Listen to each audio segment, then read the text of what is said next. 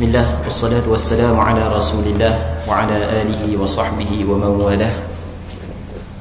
Allahumma la sahla illa ma ja'altahu sahlan wa anta taj'alul hazna idha syi'ta sahla. Allahumma ja'alna minas su'ada'il maqbulin wa la taj'alna minal ashqiya'il mardudin. Allahumma salli wa sallim wa barik ala sayyidina Muhammad wa ala alihi wa sahbihi ajma'in walhamdulillahi rabbil alamin.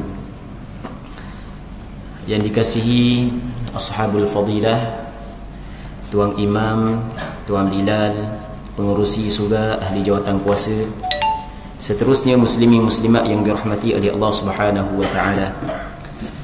Insya-Allah kita sambung balik pengajian kitab Al-Adhkar An-Nawawiyah yang disusun ataupun yang dikarang oleh Imam Nawawi rahimahullah subhanahu wa ta'ala. Wa nafa'ana Allah bi'ulumihi fid darain amin. Baik.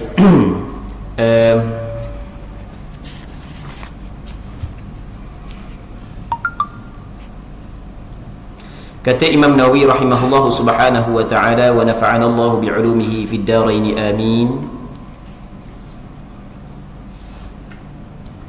Hamba kena tengok Arab dulu, sebab yang terjemahan Melayu ni ada juga kita tak faham. Jadi Allah Rabbi, kita lebih faham Arab berbanding dengan orang Melayu. Bukan orang yang bisa bahasa Arab dah, bukan. Tapi kadang-kadang terjemahan ni, kita buku terjemahan kadang-kadang dia tidak sampai maksud. Dia terjemahan dia ada dua. Yang pertamanya dipanggil terjemahan harfiah, yang keduanya terjemahan bebas. Allah Rabbi. Okey, kita cerita sikit Yang pertama nama dia terjemahan harfiah. Terjemahan harfiah adalah terjemahan satu-satu kalimah. Kalau kitab Jawi lama, itu adalah terjemahan harfiah daripada bahasa Arab. Sebab kalau kita tengok dengan tata bahasa Melayu memang salah cara penyusunan dia. Tapi tu dia panggil terjemahan harfiah. Satu kalimah satu kalimah. Dia kekurangan terjemahan harfiah adalah penyusunan dalam percakapan Arab kadang-kadang tidak sama dengan penyusunan dalam percakapan kita. Okey, itu kekurangan. Tapi bagi orang yang nak mendalami bahasa Arab, terjemahan harfiah memang cukup penting, kerana dia membantu kepada dia memahami makna setiap kalimah. Yang keduanya terjemahan bebas. Ya, terjemahan bebas ni ambil maksud. Kadang-kadang tak sampai maksud. Allah Rabbi. Kan hamba pun banyak juga guna kitab-kitab ataupun buku terjemahan yang diterjemah oleh sebahagian daripada ustaz-ustaz ataupun sahabat-sahabat. Tapi memang kita tengok Allah Rabbi, memang kadang-kadang lari maksud. Dan hak yang teruk lagi, memang ada buku, tak ingat silap, buku fiqh sirah yang dikarang oleh Syekh Dr. Muhammad Sa'id Ramadan Al-Buti, juzuk yang ke berapa tak tahu, memang teruk sungguh, lari terus benda hak yang Arab lain, hak terjemah lain tak setara. Sebab abang buka Arab, buku ada depan, tapi kita tengok hak Arab juga. Oleh kerana hak Arab ni kita mudah faham berbanding dengan hak Jawi. Bukan kata kita pandai sangat Arab, tapi boleh koho-koho. Kau nak cakap Arab tu boleh Baik. Okey. Jadi kata dia, kita sambung balik pengajian kita Al-Adhkar An-Nawawiyah. Kata Imam Nawawi rahimahullah subhanahu wa ta'ala, wa nafa'ana Allah bi'ulumihi fid darain amin. Dia kata, amma ba'd, faqad qala Allahul azim al-azizul hakim, fadhkuruni adhkurkum, wa qala ta'ala, wa ma khalaqtul jinna wal insa illa liya'budun. Fa'ulima bihadha anna min afdali أو أفضل حال العبد ذكره لرب العالمين واشتغاله بالأذكار الواردة عن رسول الله صلى الله عليه وسلم سيد المرسلين. Kata Imam Nawawi rahimahullah subhanahu wa ta'ala, adapun selepas daripada itu, dia mari perkataan amma ba'd, bahasa Arab amma ba'd, ataupun wa ba'du. Kalau terjemahan kepada bahasa kita adalah adapun selepas daripada itu. Dia amma ba'd, ulama meletakkan nama perkataan tersebut dinamakan sebagai faslul khitab, nama dia. Dan itu adalah di antara sunnah Rasulullah sallallahu alaihi wasallam. Yang mana kita kena tahulah, kita kalau kita duk dengar khatib baca khutbah, khatib kata amma ba'd, sebenarnya khatib saat itu melakukan ataupun menuturkan apa perkara yang pernah dituturkan, pernah dikatakan, pernah ditulis oleh Nabi sallallahu alaihi wasallam. Bukan saja-saja. Sama juga kalau kita baca khutbah, biasa gitu kan, kita baca khutbah, kita ada ucap perkataan amma ba'd. Kalau kita ucap saja, tidak qasad untuk ikut Nabi sallallahu alaihi wasallam, tak adalah ganjaran pahala. Tapi kalau kita qasad untuk ikut Rasulullah, yang mana Rasulullah setiap khutbah dia, setiap tulisan dia ada perkataan amma ba'd, maka ada ganjaran pahala untuk kita. Rasulullah setiap khutbah dia dan setiap surat dia ada perkataan amma ba'd. Rasulullah sallallahu alaihi wasallam tak pandai tulis, dia suruh orang lain tulis. Rasulullah ada perkataan amma ba'd. Di antaranya surat yang Rasulullah sallallahu alaihi wasallam hantar kepada Herakla. Kebetulan surat ni yang beringat, boleh ke bawah ingat. Ingat hak yang kita apa boleh ke bawah. Yang mana Rasulullah sallallahu alaihi wasallam hantar kepada Herakla, azimir Rum, pembesar Rum. Kata Rasulullah, bismillahirrahmanirrahim, min Muhammad ibn Abdullah wa rasulihi ila azimir Rumi Herakla, amma ba'd, salamun ala man ittaba'al huda. Rasul kata amma ba'd, bismillahirrahmanirrahim, daripada Muhammad, hamba Allah dan utusan Allah, kepada pembesar Rum Herakla. Amma ba'd, adapun selepas daripada itu, salamun ala man ittaba'al huda, keselamatan kepada mereka yang mengikut petunjuk. Jadi ketika Tok Khatib ucap amma ba'd, sebenarnya bukan saja-saja, bukan itu adalah sunnah Nabi sallallahu alaihi wasallam. Sebab itulah para alim ulama ketika dikarang kitab, dia buat mari muqaddimah sebelum daripada dia masuk ke dalam perbincangan yang nak cara dalam kitab dia akan buat mari perkataan amma ba'd. Baik. Katanya Allah yang Maha Agung, perkasa dan bijaksana telah berfirman, fadhkuruni adhkurkum. Imam Nawawi dalam muqaddimah, oleh kerana kitab dia ni nak cerita tentang zikir-zikir yang warid daripada Nabi sallallahu alaihi wasallam, maka yang pertama sekali dia ambil ayat Quran, yang mana ayat Quran tersebut menjelaskan kelebihan berzikir. Fadhkuruni adhkurkum. Mu sebut, maksudnya ingatlah, sebutlah aku, nescaya aku pun akan mengingat ataupun menyebutmu. Allah Rabbi.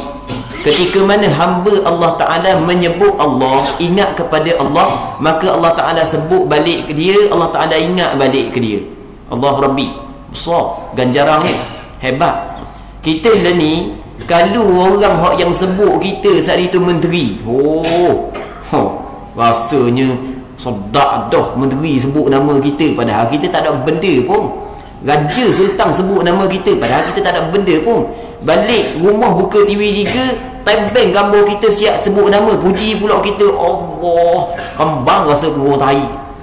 Tengok suka sungguh orang kita. Padahal makhluk belaka yang sebut, sikit pun tidak boleh nak banding dengan Allah Ta'ala sebut kita. Allah Rabbi, hak yang sebut kita ni bukan makhluk, bukan raja, bukan Perdana Menteri, bukan presiden Amerika, bukan ketua dunia, tapi Tuhan yang mencipta segala makhluk, Tuhan yang mencipta 7 petala langit dan bumi, yang sebut kita ketika kita sebut Allah Subhanahu Wa Ta'ala, ketika kita sebut dia. Fadhkuruni adhkurkum. Maka hendaklah mu sebut aku, nescaya aku akan sebutmu. Dalam satu hadis Nabi sallallahu alaihi wasallam pernah bersabda, kata Rasulullah, majtama'a qaumun fi baitin min buyutillah yatluna kitab Allah wa yatadarasunahu fima bainahum illa nazalat alaihimus sakinah wa ghashiyatuhumur rahmah wa haffathumul malaikah wa dzakarahumullahu fi man 'indah. Kata Nabi sallallahu alaihi wasallam, tidak berkumpul satu kaum di dalam satu rumah daripada rumah-rumah Allah, yang mana mereka itu membaca ayat Al-Quran, mereka itu mengkaji ayat Quran, termasuk majlis ilmu. Maksud majlis ilmu ada ayat Quran yang dibacakan, di antaranya ayat fadhkuruni adhkurkum, saling mengkaji. Melainkan kalau ada, kata Nabi sallallahu alaihi wasallam, Allah Subhanahu Wa Ta'ala turunkan ketenangan. Allah Rabbi, duduk dalam majlis ilmu tenang. Sebab kita rasa ngantuk duduk dalam majlis ilmu ni. Ngantuk pelik rasa. Duduk rumah duduk ngantuk ni, duduk dalam majlis ilmu rasa ngantuk je. Sebab ada ketenangan tu.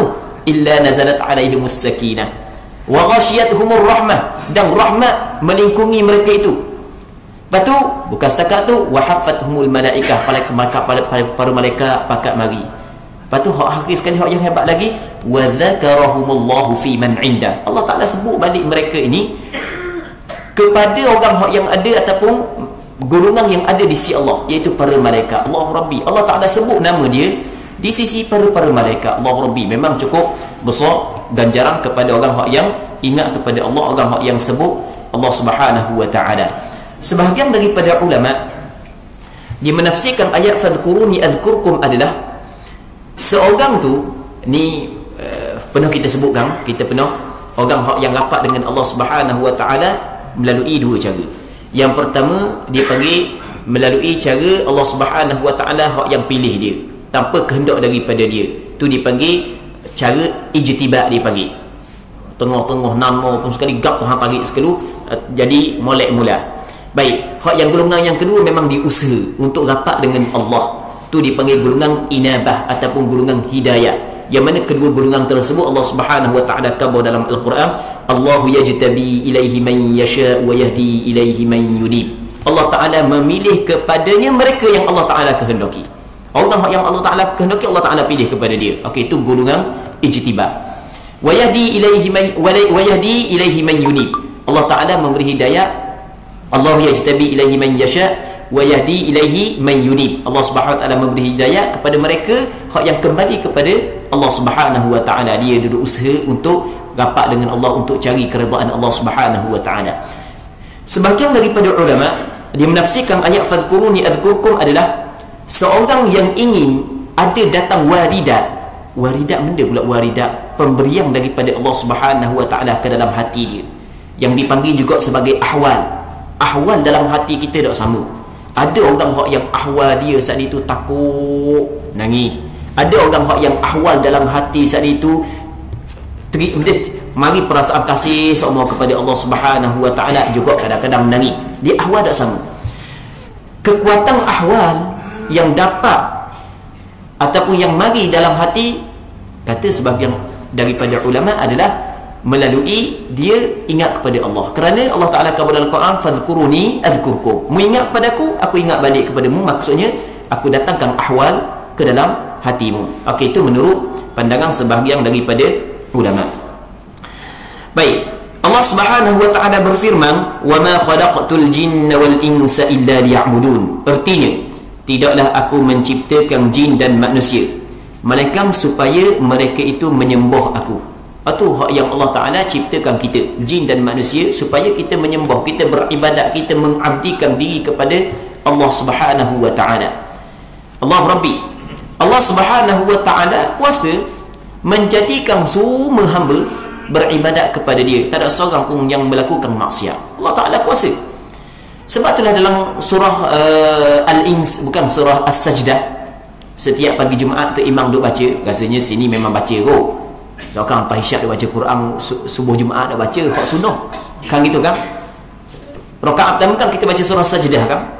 Di antara ayat yang dalam surah Sajdah Allah Taala kata lagu mana? Walau syi'na la atayna kulla nafsin hudaha. Tapi walakin haqqal qawlu minni la amla'anna jahannama minal jinnati wan nasi ajma'in.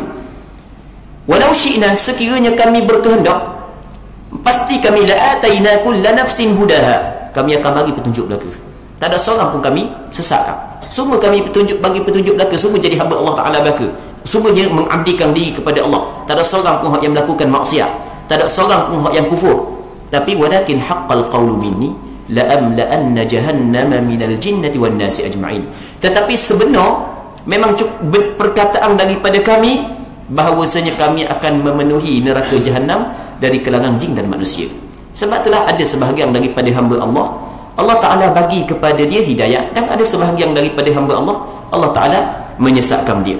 Baik, cuma kita kena ingat bahawasanya Allah Ta'ala ciptakan kita, jin dan manusia, tidak lain dan tidak bukan melainkan supaya mereka itu mengabdikan diri kepada Allah Subhanahu wa Ta'ala. Kata Imam Nawawi lagi, baik, dengan ini telah diketahui bahawa keadaan hamba yang paling utama adalah keadaan di mana ia mengingati Tuhan sekalian alam. Allah Rabbi, ni keadaan hamba yang paling utama, yang paling tinggi, ketika mana hamba ingat kepada Allah dan menyibukkan diri dengan zikir-zikir yang diriwayatkan daripada Rasulullah sallallahu alaihi wasallam, pemimpin para rasul. Allah Rabbi menyibukkan zikir. Tapi jangan pula kita faham maksud menyibukkan zikir sampai kita mengabaikan tanggungjawab rumah tangga. Itu salah. Jangan kita faham pula menyibukkan dengan berzikir ni sampai kita mengabaikan tanggungjawab yang banyak lagi benda-benda yang lain. Di antaranya berjihad, berjuang, mencegah kemungkaran, menolak kezaliman. Baik. Jadi apa hak yang diwajibkan kepada kita memang cukup banyak. Di antaranya apa hak yang diwajibkan kepada kita adalah berzikir, mengingati Allah Subhanahu wa taala. Sehingga kan kata Imam Nawawi rahimahullah subhanahu wa taala, keadaan hamba yang paling mulia sekali adalah ketika dia menyibukkan diri dia dengan berzikir, bukan menyibukkan diri dia dengan hal-hal dunia. Allah Rabbi, Imam Nawawi yang dia kabur ni bukan dia kabur macam burung tiung. Burung tiung dia kabur saja, dia tak buat pun. Kadang-kadang mulut kabur buat kabur benda yang baik tapi dia sendiri tak buat pun. Allah Rabbi, Imam Nawawi ketika benda-benda yang dia kabur ni benda yang dia praktik.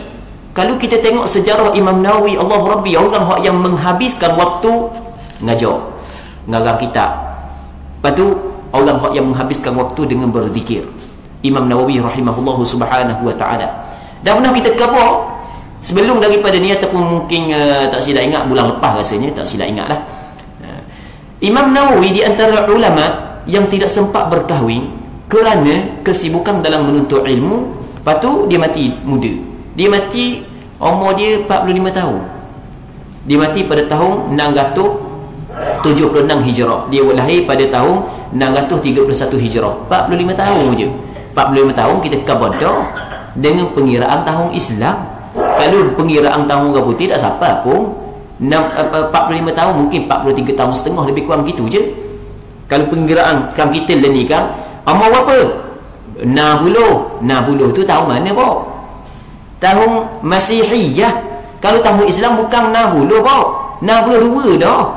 Jangan kata 3 tahun lagi nak cukup umur Ghalib, setahun lagi nak cukup umur Ghalib. Tu kira dia tahun Islam dia berbeza dengan tahun Masihi. Tu kita kena faham. Sebab itulah ketika kita tengok ada hukum yang berkait dengan tahun, kita jangan kira dengan tahun Masihi. Kalau kita kira dengan tahun Masihi, memang akan terjadi kesilapan yang besar dalam pelaksanaan hukum. Yang mana pernah bersebut sebelum daripada ni, contohnya adalah masalah zakat. Ada sebahagian daripada ahli perniagaan di tempat kita, dia saat itu bagus keluar zakat setiap tahun, tapi cara keluar zakat tu tak kena. Mana? Dia keluar setiap 1 Januari.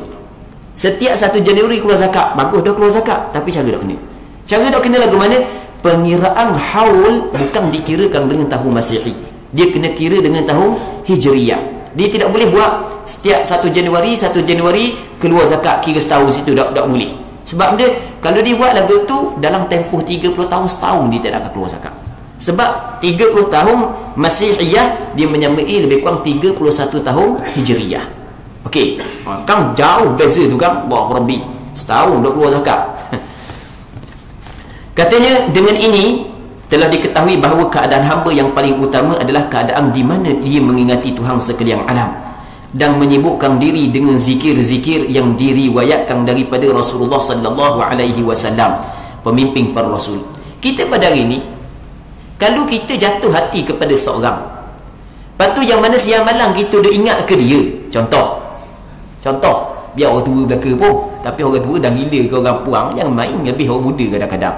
Jangan main. Amba pernah jumpa dah meroyak tu, pernah jumpa dah orang tua tu, Allah Rabbi, mungkin dia mati dah, tapi kita sebagai itu je, tak ada sikit pun hati nak menghina dia sebab kawan kita juga. Umur 80 dah. Orang faham. Kebetulan hari tu bini dia mati lama sekali, lama dah. Lepas tu dia pergi Pondok Pasir Tumbuh. Nak cerita, pergi Pondok Pasir Tumbuh. Okey, tak apalah, pergi Pondok Pasir Tumbuh. Amba masa tu duduk belajar Pondok Tani. Lepas tu amba balik Pondok Pasir Tumbuh, beli kereta baru duduk sekarang, tapi dah tua dah, orang nak bawa kereta dah, minta tolong amba bawa kereta, biarlah kita tolong dia. Lepas tu Dia kata ada seorang bujang tu, Allah kenang sungguh, janda-janda. Oh, kenang sungguh kata. Bukan setakat kenang, minta nombor telefon, pukul 4 pagi duk mesej lagi. Masa tu WhatsApp dak tu. Pukul 4 pagi. Allah, kita kata Allah orang muda orang tua. Dah kita kata direct depan direct Allah kata Allah orang muda gila kau orang puang dia kata gitu dah lama bini tak ada sedia dah kata. Okey, tak apalah, kena ke dia. Cuma kita nak kata apa ni? Kita ni kalau kita jatuh hati kepada seseorang, contoh orang puang lah mudah, ya kareng sikit kan, ya segar sikit. Jadi patut orang puang tu dia tahu kita duk ingat semua, siang malam duk ingat ke dia, kan dia gembira kan. Kita gitu kok. Kalau kita jatuh hati seorang puang, orang puang tu kata siang malam duk ingat, duk ingat ke saya, duk ingat ke awak ni, duk ingat ke awak ni, gembira dia. Kita gembira dia ingat kita gembira dia ingat dia gembira, kita ingat ke dia, dia juga gembira kalau kita ingat ke dia. Tu baru makhluk Allah Rabbi. Begitu juga Allah Subhanahu wa ta'ala, walillahil mathalul a'la. Allah Ta'ala amat bergembira, Allah Ta'ala cukup suka kepada seorang hamba yang sentiasa mengingati Allah Subhanahu wa ta'ala. Allah Rabbi. Baik, katanya para ulama, kata Imam Nawawi, nak ceritalah sebab dia boleh bukukan kitab Al-Adhkar An-Nawawiyah ni. Dia kata para ulama telah menulis mengenai amalan siang dan malam. Dia ada amalan-amalan yang warid yang datang daripada Rasul. Baca ni pagi, baca ni petang, baca ni malam, doa-doa, zikir-zikir dalam kitab-kitab yang banyak dan diketahui oleh pembaca ni. Allah Rabbi, memang cukup banyak kitab yang dikarang, yang mana kitab tersebut mengumpul segala doa wirid yang datang daripada Nabi sallallahu alaihi wasallam. Akan tetapi terlalu panjang dengan sanak-sanak dan pengulangan-pengulangan sehingga berkuranglah semangat orang-orang untuk mempelajarinya. Jadi kalau kita tanya seolah gitulah, kalau kita tanya Manawi, dah apa dah buat kita ni, padahal kitab sebelum ni banyak lagi dah kan? Maksud banyak dah kan? Allah, cukup ada dah kitab sebelum ni. Kitab yang berkaitan dengan zikir memang cukup banyak. Kitab yang berkaitan dengan doa memang cukup banyak, disusun oleh ulama-ulama yang sebelum daripada Imam Nawawi. Tapi Imam Nawawi susung juga sebab dia tengok kitab sebelum daripada ni memang betul dia mari doa-doa daripada Rasulullah, wirid-wirid daripada Rasulullah, zikir-zikir daripada Rasulullah. Tapi ketika dia mari hadis, dia tak buang sanad. Jadi dia mari siap ada bersanad. Okey, dia ni ambil daripada siapa, jadi panjang. Kalau orang yang hemah tinggi tak ada masalah lah. Orang yang tak ada hemah ni tengok besar-besar malah nak baca Orang yang tak ada hemah ni Yang keduanya banyak pula duk cerita benda sama, 2-3 kali benda sama. Jadi orang yang ada hemah tak ada masalah dah. Kalau orang tak ada hemah, jadi tak ada dapat ambil manfaat Maka Imam Nawawi kata, kalau lagu tu aku kena buat satu penyusunan yang baru. Yang mana penyusunan yang baru saat itu tak ada lah benda ulang, benda sama, sanak-sanak aku dah letak apa semua sekali. Jadi kalau orang tengok pun rasa mudah. Bukan setakat orang pandai boleh mengambil manfaat, bahkan orang awam pun boleh ambil manfaat. Sebahagian daripada kitab, walaupun nama dia kitab berkenaan dengan zikir-zikir yang dikarang oleh ulama sebelum daripada ni, orang awam tidak boleh ambil manfaat. Mereka orang yang pandai saja boleh mengambil manfaat. Kerana ada di dalam kitab tersebut hadis yang dikenali sebagai hadis dhaif, kadang-kadang hadis syadidul dha'fi. Imam Nawawi adalah seorang ulama hadis. Memang dia saat itu mengambil berat tentang hadis. Imam Nawawi dia tidak akan meletak sama sekali dalam kitab dia hadis maudhu'. Dia tidak meletak hadis dhaif, melainkan dia akan kabur hadis ni dhaif. Kalau dia akan letak hadis yang boleh diterima, sama ada hadis sahih ataupun hadis hasan. Kalau letak juga hadis dhaif, dia akan kabur hadis dhaif. Walau bagaimanapun hadis dhaif menurut pandangan majoriti ulama boleh kita beramal dalam bab fadail. Baik. Seterusnya kata, maka saya bermaksud memudahkan hal ini bagi orang-orang yang menginginkannya. Lalu saya susun dalam kitab ini secara ringkas maksud yang saya sebutkan untuk mendekatkannya kepada orang yang memperhatikannya, dan saya tinggalkan sanak-sanak. Dia dalam hadis ni ada sanak dia kan. Warna pula sanak ni. Okey, gini kita nak cerita sanak sikit. Mungkin sebahagian daripada kita tahu dah sanak, tapi kita ceritalah pula sikit lagi sebab takut ada yang sebahagian lain tak tahu. Okey, kita cerita ambil start daripada zaman Rasulullah. Di zaman Nabi sallallahu alaihi wasallam, di zaman Rasulullah sallallahu alaihi wasallam melarang kebanyakan sahabat menulis apa yang keluar daripada mulut Rasulullah melainkan Al-Quran sahaja. Sehingga kan kata Rasulullah sallallahu alaihi wasallam, man kataba anni ghaira al-Quran falyamhu, sesiapa yang tulis daripada aku selain daripada Quran, dia kena sapu, dia kena padam pula. Jadi hadis Rasulullah yang keluar daripada mulut Rasulullah tidak dibukukan oleh sahabat Nabi sallallahu alaihi wasallam. Hak yang dibukukan, hak yang ditulis tapi tidak dikumpul setepak, mu tulis sikit aku tulis sikit, oni ingat adalah Al-Quran. Adapun hadis Rasulullah larang. Kebanyakan sahabat tak tulis. Melainkan ada beberapa orang sahabat yang Rasul bagi izin. Di antaranya Abdullah bin Umar bin Al-As. Yang mana Abdullah bin Umar dia tulis belaka benda yang keluar daripada mulut Rasulullah. Ketika tujuan dia nak ingat nak apa? Dia tulis belaka benda yang Rasul khabar, dia tulis. Tujuan dia nak apa? Tiba-tiba Pak Quraisy tahu. Mu tulis belaka apa yang keluar daripada mulut Rasulullah, sedangkan Rasul kadang-kadang dia cakap ketika dia gembira, kadang-kadang dia cakap ketika dia marah. Jadi dia cakap belaka kan? Lepas tu, lepas daripada tu, kata Abdullah bin Umar, aku berhenti daripada menulis. Apabila aku berhenti daripada menulis, aku pergi jumpa dengan Rasul, aku tanya khabar kepada Rasul apa yang diucapkan oleh Pak Quraisy. Apa kata Rasul kepada aku? Uktub, mungkin dia tulis, demi Allah tidak keluar daripada mulut ni melainkan benda yang benar. Lepas daripada tu dia tulis. Jadi hanya Abdullah bin Umar sahaja yang diizin oleh Rasulullah tulis hadis Rasulullah. Asal tak tulis. Okey. Jadi di zaman sahabat kena ingat je lah hadis. Tak ada tulis kan? Ni Rasul khabar, ni Rasul khabar, ni Rasulullah khabar. Okey, ni kita cerita tentang ilmu hadis sikit Baik. Siapa di zaman tabi'i? Di zaman sahabat memang orang tak berani tulis, melainkan beberapa orang sahabat yang diberi keizinan oleh Rasulullah. Di zaman tabi'i, buku hadis, tulis hadis masih lagi ramai. Kalangan tabi'in tak berani nak tulis hadis kerana melihat kepada Rasul larang. Lama di zaman tabi'in. Lepas daripada tu je barulah sepakat ulama kata boleh tulis hadis. Di zaman tabi'in masih lagi ada dua pandangan. Kalau kita belajar dalam ilmu hadis, dua pandangan. Apakah hukum tulis hadis? Ulama ada dua pandangan ketika tu. Ramai ulama di zaman tabi'i kata tak boleh tulis. Sebab dia sebab Rasul larang. Sebahagian ulama dia kata tak apa tulis, sebab Rasul larang bersebab. Bukan saja-saja oleh kerana Quran turun, Quran sedang turun, takut capur di antara ayat Quran dengan hadis Rasulullah, maka untuk mengelak daripada capur, maka sebab itulah Rasul larang. Bahkan Rasul memberi keizinan kepada sebahagian daripada sahabat untuk menulis. Tapi lepas daripada itu sepakat ulama kata boleh tulis. Okey. Sekarang ni di zaman tabi'i, ada ulama-ulama di zaman tabi'in ketika nak khabar hukum, dia kata kalau di zaman sahabat selepas daripada Rasul wafat, sahabat kata aku dengar Rasul khabar. Hak ni kata aku dengar Rasul khabar. Hak ni kata aku dengar Rasulullah khabar. Okey, baik, selesai. Di zaman tabi'i pula, oleh kerana dia tak jumpa dengan Rasul, dia kena kata mana? Aku dengar sahabat ni khabar dia ambil daripada Rasulullah. Aku dengar sahabat ni khabar dia ambil daripada Rasulullah. Okey, itu di zaman tabi'in. Lepas tu selepas daripada tu, dia kena khabar aku ambil daripada orang, yang ambil daripada orang, yang ambil daripada sahabat, ambil daripada Rasulullah. Okey, itu dipanggil sanad. Contoh kita kata Imam Bukhari tak nak kata ni perkataan Rasulullah, sebab Imam Bukhari tidak sempat berjumpa dengan Rasulullah. Berapa ratus tahun di antara Imam Bukhari dan Rasulullah. Kalau Imam Bukhari kata ni kata Rasulullah, tidak boleh diterima. Melainkan dia kena khabar, mu ambil daripada siapa, ambil daripada siapa, ambil daripada siapa, ambil daripada siapa sampai kepada Rasulullah. Ambil daripada siapa, tu yang dikatakan sebagai sanad. Lepas daripada tu, oleh kerana ada pula orang yang mengambil kesempatan kerana nak suruh orang suka kepada pembawakan dia, manhaj dia, kumpulan dia, nyereka pula hadis tak setarang dah. Nyereka hadis, mu reka aku reka, maka di situ wujudnya hadis maudhu', hadis palsu.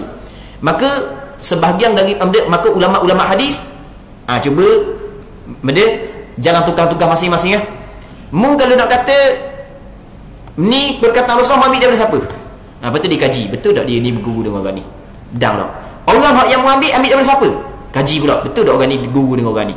Orang yang ambil tu ambil daripada siapa? Betul tak orang ni guru dengan orang ni? Lepas tu keadaan ingatan dia lagu mana, dia ambil kira belaka. Cakap pelawak ke dok, dia ambil kira belaka. Cukup lekat, barulah dihukumkan hadis tersebut hadis sahih. Oh, kalau ada satu masalah, seorang perawi je ada masalah sikit, ingatan dia ada masalah, Allahu Rabbi, tidak diterima dah. Kalau bab ingatan ni, kalau kita belajar dalam ilmu hadis memang cukup kuat ingatan ulama hadis. Memang jauh lah dengan kita. Kita ni Abang rasa kalau misalnya suruh ulang balik benda yang bekam start daripada kuliah baru saat ni dengar, rasa tak nak ulang.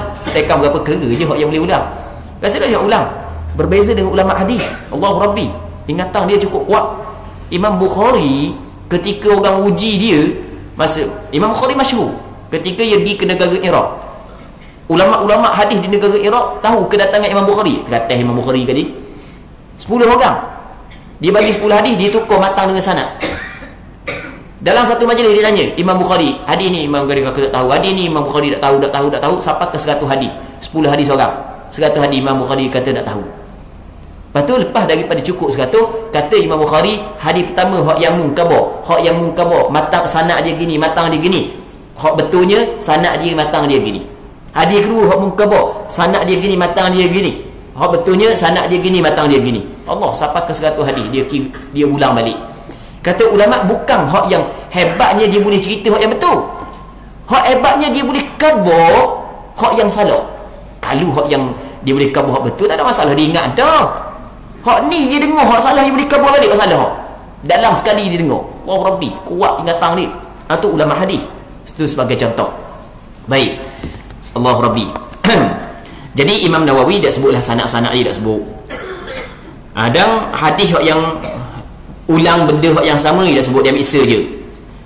Maka kata dia, lalu saya susung dalam kitab ini secara ringkas maksud yang saya sebutkan untuk mendekatkannya kepada orang yang memperhatikannya, dan saya tinggalkan sanad-sanad pada sebahagian besarnya, sebab ia diperuntukkan bagi ahli ibadat, sedang mereka itu tidak ingin mengetahui sanad-sanadnya. Jawab orang yang ahli ibadat ni, dia tak mahu dah nak bincang berkenaan dengan sanad. Itu bagi orang yang ingin mendalami, itu masalah lain dah. Walaupun pendek, kecuali sebahagian kecil daripada mereka sahaja yang ingin mengetahui. Allahu Rabbi, orang yang kuat ibadat, yang sebahagian kecil sajalah yang ingin mendalami. Sebahagian besar tak mahu dah nak mendalami. Sanad ni mari daripada siapa dia, tak ada, tak mahu dah. Itu orang yang orang yang pengkaji, itu tak apalah.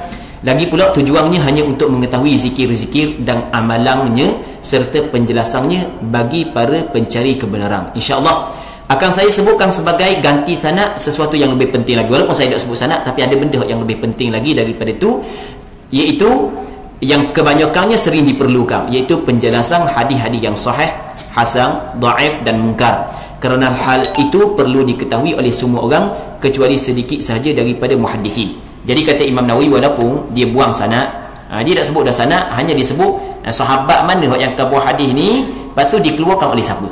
Kau dah tu je. Dia tak khabar orang ni ambil daripada orang ni, ambil daripada orang ni. Jadi panjang pula lah. Dia tak khabar. Dia buang dah sanad, dia aja khabar sahabat mana cerita dari hadis ni daripada Rasulullah. Lepas tu siapakah ulama hadis mengeluarkan hadis ni dalam kitab dia. Kau dah tu je. Tapi kata Imam Nawawi, walaupun dia hazah sanad, dalam masa yang sama dia masukkan benda maklumat tambahan yang memang maklumat ni memang benda ni memang cukup penting, diperlukan oleh semua orang, melainkan orang-orang yang pakar dalam ilmu hadis sahaja. Dia orang yang pandai hadis lain daripada orang pakar. Orang yang pakar, Allahu Rabbi, memang cukup jarang. Orang yang pakar ni, orang yang dapat menilai hadis. Kalau golongan tu tak apalah, dia pandai nilai sendiri. Benda Imam Nawawi khabar, dia akan khabarlah hadis sahih, hadis ni hasan, hadis ni dhaif, ataupun hadis ni munkar. Ya, hadis munkar ni hadis yang lebih rendah daripada hadis dhaif. Hal ini adalah paling penting untuk diperhatikan dan diyakinkan oleh pelajar daripada pihak ahli-ahli hafal, orang yang mengapa serta teliti, orang yang ingin membuat penelitian, serta para imam, orang-orang alim yang pandai, dan saya tambahkan kepadanya insya-Allah sejumlah masalah berharga dalam ilmu hadis, berkaitan dengan fiqh, kaedah-kaedah penting, latihan-latihan rohani, serta tata cara yang perlu diketahui oleh orang-orang yang menjalaninya. Jadi dia akan khabar jugalah benda yang ada, benda yang penting dalam ilmu hadis dia akan khabar, ada benda yang penting dalam ilmu fiqh. Jadi ada juga hukum hakam yang dia akan khabar akan datang. Di antara dia akan khabar apakah hukum jawab salam. Orang dia kan, kita masalah salam, kita buat contohlah orang mengingat salam, kalau orang bagi salam dengan mulut assalamualaikum, aja kita jawab dengan waalaikumsalam. Apakah hukum kalau orang bagi salam dengan kertas, orang tulis? Kalau kita ni orang tahu WhatsApp, orang hantar mesej assalamualaikum, wajib dah kita jawab. Dia akan bincang panjang lebar, akan datang. Baik, Saya sebutkan semuanya secara jelas sehingga mudah difahaminya bagi orang awam dan orang yang mempelajarinya. Saya buat lagu tu, tujuan dia kata Imam Nawawi adalah kerana nak beramal dengan satu hadis yang mana hadis ni Nabi SAW bersabda daripada Abi Hurairah, dikeluarkan oleh Imam Muslim, kata Rasulullah, man da'a ila huda kana lahu minal ajri mithlu ujuri man tabi'ahu la yanqusu dhalika min ujurihim syai'a. Artinya, barang siapa mengajak kepada kebenaran, ia pun mendapat pahala seperti pahala orang yang mengikutinya, tidak kurang sedikit pun daripada pahala mereka. Orang kalau ajak orang tu kepada kebaikan, maka ajak kepada kebaikan tu pahala dah. Orang tu buat kebaikan kerana dia ajak, juga dapat pahala. Orang tu buat kebaikan sebab dia ajak, dapat pahala. Orang yang buat kebaikan sikit pun tak kurang pahala yang dia dapat. Baik. Dan daripada hadis ni jugalah dijadikan dalil bahawasanya ibu bapa dapat pahala kebaikan yang dilakukan oleh anak dia sekiranya punca daripada anak dia melakukan kebaikan. Okey, anak kita apabila dia melakukan kebaikan, adakah setiap kebaikan yang dia buat dapat pahala kita? Okey, biasa soalan yang diajukan. Sekarang ni ayah kita mati dah, mak kita mati dah, kita sembahyang, kita puasa, adakah pahala yang kita sembahyang, pahala kita puasa dapat juga kepada ayah kita, kepada mak kita? Kata ulama, tidak ada dalil yang menyebut hal tersebut secara terang. Tidak ada dalil yang menyebut hal tersebut secara terang, sama ada daripada Quran dan daripada hadis. Cuma yang ada masalah anak soleh yang berdoa untuk dia, itu ada. Cuma kata ulama secara umumnya ada. Mana hadis ni? Sesiapa yang mengajak kepada huda, petunjuk. Jadi sekiranya punca dari kebaikan yang anak buat tu adalah punca daripada ayah dia dah suruh dia anak dia belajar, ayah dia lah, mak dia lah suruh anak dia belajar, mak dia lah yang memberi dorongan suruh anak dia jadi baik, sehingga anak dia jadi baik, maka setiap kebaikan yang dibuat oleh anak dapat saham kepada ayah dan mak dia. Tapi kalau bukan punca daripada ayah anak jadi baik, maka bukanlah setiap kebaikan yang dibuat oleh anak dapat kepada ayah, melainkan doa anak. Itu lain. Okey, dua perkara yang berbeza. Itu kita kena tahu. Yang pertama adalah kalau sekiranya punca daripada ibu bapa dia anak dia jadi baik. Dok tekan start daripada kecil lagi. Rodang dak cakap nak rodang. Oh, anak dia nano. Allah Rabbi. Tapi oleh kerana kekuatan ayah dia ni, kekuatan keinginan yang cukup tinggi ayah dia ni untuk jadi anak dia baik, macam-macam usaha, tapi akhirnya Allah Rabbi jadi orang juga anak dia. Bukan setakat jadi orang, bukan jagalah sembahyang bang. Maka setiap kebaikan yang anak dia buat ada saham untuk ayah dia, dan anak dia sikit pun tidak dikurangkan ganjaran, ada saham untuk ayah dia. Tapi kalau sebalik dia, ayah dia memang ada cara pun buat kebaikan-kebaikan ni, ikut mong aku sendiri pun tak sembahyang, kata ayah dia, ikut mong bukan ada sebahagian daripada tu marah pula. Kau pergi surah, pergi masjid, marah pula. Ada dalam masyarakat kita ni ada. Baik, tapi anak dia nabai juga, anak dia tebai juga, jadilah baik anak dia. Adakah setiap kebaikan yang dibuat oleh anak dia dapat saham kepada ayah dia? Kata ulama tak. Sebab kebaikan tersebut bukan berpunca daripada ayah dia, melainkan kalau sekiranya anak dia berdoa untuk ayah, anak dia istighfar untuk ayah, anak dia bersedekah untuk ayah, maksudnya anak dia buat suatu benda yang khusus untuk ayah dia, barulah ada ganjaran pahala. Tapi kalau buat secara umum, bukan buat secara khusus, tidak ada saham untuk ayah dia. Okey, dua perkara yang berbeza. Maka saya ingin menolong orang yang menyukai kebaikan. Allah Rabbi. Tu Imam Nawawi dia tengok hadis tu, dia buat kitab ni, dia sebenarnya nak saling membantu dalam hal yang baik. Maka saya ingin menolong orang yang menyukai kebaikan dengan memudahkan jalannya dan memberi isyarat kepadanya dan menjelaskan jalan itu serta menunjukkannya. Kemudian saya sebutkan dalam permulaan kitab fasal-fasal yang penting yang diperlukan oleh pengkaji kitab ini dan pembaca-pembaca lainnya. Allah Rabbi, sebelum daripada dia buat masuk ataupun dia cerita bab zikir-zikir, dia akan sebutlah benda yang penting. Mula-mula sekali bab ikhlas. Dia buat mari bab ikhlas dulu mula-mula sekali. Sebab banyak mana pun amalanmu seolah-olah gitulah. Banyak mana amalanmu tapi tak ada keikhlasan, haba'an manthura, habuk yang berterbangan, tak ada nilai sikit pun di sisi Allah Subhanahu wa taala. Nabi sallallahu alaihi wasallam bersabda dalam satu hadis yang sahih, kata Rasulullah, man amila amalan layl, kata Nabi sallallahu alaihi wasallam, innallaha la yaqbalu minal amali illa ma kana lahu khalisa. Allah Ta'ala tidak menerima daripada amalan yang dilakukan oleh hamba melainkan betul-betul ikhlas kepada Allah Subhanahu wa taala. Dalam hadis qudsi yang diriwayat oleh Imam Muslim, kata Allah Subhanahu wa taala, Allah Ta'ala berfirman, ana aghna syuraka'i 'ani syirki, aku adalah orang yang paling kaya untuk berkongsi dengan orang. Aku tidak perlu berkongsi. Sebab telah kata Allah Ta'ala, man 'amila 'amalan asyraka fihi ghairi taraktuhu wa syarikah. Kalau sekiranya seorang tu beramal satu amalan yang dia berkongsi dalam amalan tersebut dengan orang lain, sedangkan aku orang yang paling kaya, aku tidak berhajat sikit pun untuk berkongsi, maka aku tinggalkan amalan tersebut kepada rakan kongsi. Maksudnya Allah Subhanahu wa taala tidak akan memberi ganjaran kepada kebaikan hak yang dia buat kerana tidak ada keikhlasan. Waktu hak yang mula-mula Imam Nawawi tekankan. Allah Rabbi. Kata ulama Imam Nawawi ni, kalau kita tengok dalam kitab Al-Adhkar An-Nawawiyah, Imam Nawawi buat sebut hadis yang mula-mula ataupun bab yang mula-mula adalah bab ikhlas. Dalam kitab Riyadhus Salihin karangan Imam Nawawi, bab mula-mula juga bab ikhlas. Dalam kitab hadis 40, hadis yang mula-mula adalah hadis innamal a'malu binniyat, hadis bab ikhlas. Imam Nawawi memang mengambil berat tentang keikhlasan.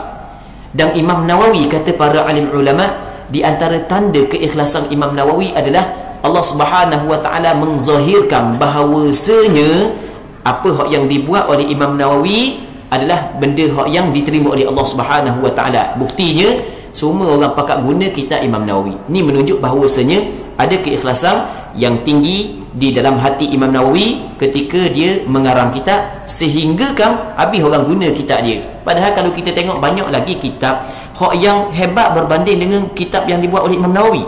Tapi orang guna kitab Imam Nawawi, rasa sedap guna kitab Imam Nawawi, ada perasaan nak guna kitab Imam Nawawi. Ini menunjuk menjadi alamat keikhlasan Imam Nawawi. Allah Rabbi.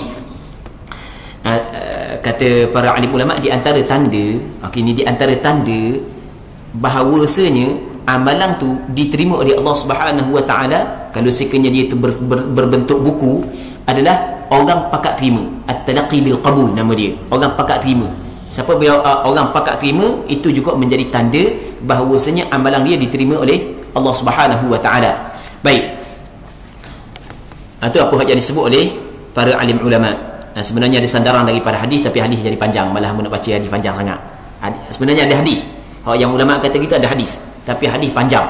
Memang cukup panjang. Baik. Katanya apabila maka saya ingin menolong orang yang menyukai kebaikan dengan memudahkan jalannya dan memberi isyarat kepadanya dan menjelaskan jalan itu serta menunjukkannya. Kemudian saya sebutkan dalam permulaan kitab fasal-fasal penting yang diperlukan oleh pengkaji kitab ini dan pembaca-pembaca lainnya. Apabila di antara sahabat ada yang tidak masyhur bagi orang yang tidak mengetahuinya, maka saya jelaskan dan saya katakan kami riwayat daripada fulan as-sahabi, agar supaya tidak diragukan persahabatannya. Jadi ada juga dia sahabat, dia terbagi kepada dua.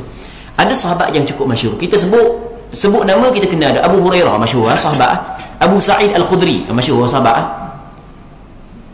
Ada sahabat yang tak masyhur, ya ke tak sahabat.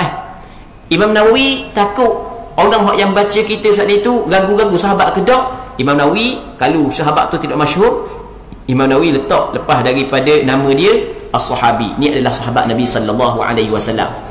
Tapi kita ni kadang-kadang hak yang masyhur di sisi ulama pun dah masyhur juga di kita. Sungguh. Kadang-kadang hak yang masyhur di sisi ulama, ni sahabat, tak kenal setarang kita. Tak kenal setarang nama sahabat. Rasanya kalau suruh ke apa? Sebut sahabat 10 hak yang dijanji syurga. Rasanya lebih daripada 50% tak lulu rasa. Tak lulu periksa malam ni. Cuba sebut sekali 10 orang sahabat yang dijanjikan syurga. Abu Bakar, Umar, Uthman, Ali. Tu ingat dah kerah. Lepas daripada tu siapa pula lepas daripada tu? Ada hak tinggal 2 orang, seorang. Kalau buat periksa malam ni rasanya ustaz-ustaz rasa tak balik. Tapi yang ingat bukan mudah ingat. Yang ingat. Ingatlah. Sebab kebetulan Ingat, bukan tak ingat. Sebab ada kita ingat hadis. Yang mana hadis yang diriwayatkan oleh Imam Tirmizi. Kata Nabi sallallahu alaihi wasallam, Abu Bakrin fil jannah wa Umar fil jannah wa Ali fil jannah wa Uthman fil jannah wa Ali fil jannah wa Zubair fil jannah. Siapa ke habis? Siapa ke habis? Ingat lagi, bukan tak ingat bukan nak potong ingat lagi. Cuma nak rakyat kata kadang-kadang sahabat hak yang masyhur, hak 10 yang dijanjikan syurga memang cukup masyhur. Tapi kalau suruh rakyat ke pokok kita ni rasanya Allah Rabbi. Apa kadang-kadang 10 nak cover 10 ada kat orang lepas orang. Ada juga. Tapi oleh kerana kita mendapat hadis, kita ingatlah sebab benda tu dah ingat benda dah ingat hadis. Jadi kalau kita dah ingat benda 10 orang tadi dah ingatlah hadis. Jadi kalau kita ingat hadis ingatlah 10 orang. Okey, habis. Allah Rabbi. Seterusnya kita berhenti situ dulu mulalah pula. Saya cukupkan dalam kitab ini dengan hadis-hadis yang terdapat dalam kitab-kitab yang masyhur. Jadi insya-Allah akan datang kalau ada orang yang nak tu, kita bincanglah dengan Tuan Haji, kita cari ke. Lepas tu hak yang hamba ni tak ada cerita kamu pinjam orang kau. Bukan hak hamba sendiri, hak hamba hak arak aja ada. Ni pinjam orang kawan kata nak kuliah kita azkar pinjamkan dia tu. Jadi kita cari yang sama lah. Biar takut kita baca lain, cari lain. Kita tak sama kan, terjemahan tak sama kan. Jadi kita insya-Allah kita akan cari sama. Allah Subhanahu wa taala a'la wa a'lam. Sallallahu wasallam wa baraka ala sayidina wa maulana Muhammad wa ala alihi wa sahbihi ajma'in. Walhamdulillahi rabbil alamin.